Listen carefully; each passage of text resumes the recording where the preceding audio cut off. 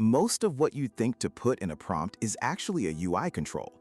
Things like duration, visual style, language, voice, even the music, those are all drop-downs. The mistake is trying to put everything into one box. The real power comes from knowing what goes where. Think of it as three distinct input surfaces. First, you have the UI controls for format and packaging. Second, there's the optional voice instructions field.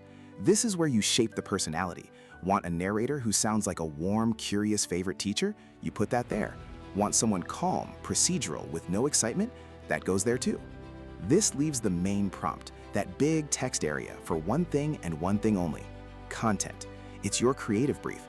It's where you define the topic, the perspective, and the instructions for the story you want to tell. So what makes a great content brief? First, always name your audience. For first-year medical students is infinitely better than for everyone. Second, state the outcome.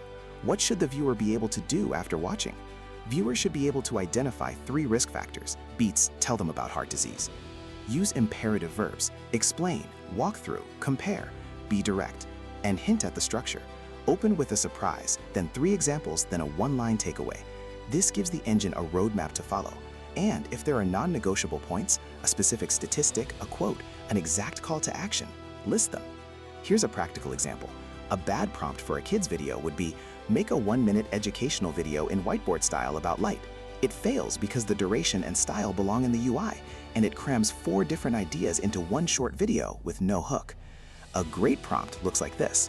Why is the sky blue? For curious 9 to 12-year-olds. Open with the question, why isn't the sky green or purple? Then walk through how sunlight scatters in the atmosphere using the analogy of a flashlight in fog. End with one line they can repeat to a friend. See the difference? One is a vague request. The other is a recipe for a specific, engaging video. It defines the audience, provides a hook, specifies an analogy for clarity, and asks for a concrete takeaway. This same logic applies everywhere. For a product demo, don't just say, make a marketing video for our app. Instead, lead with the customer's pain. You're back from PTO and Slack has 1,200 unread messages. Then introduce your solution and frame 3 specific features as benefits. Close with a single, clear call to action. The single rule to remember is this: the main prompt is for content. Everything else has a UI control. Set your duration, your style, your voice, and your music in the dropdowns. Drop the tone and personality in the voice instructions. Then write the main prompt as a tight content brief. Give the engine the right inputs in the right places, and then step out of its way.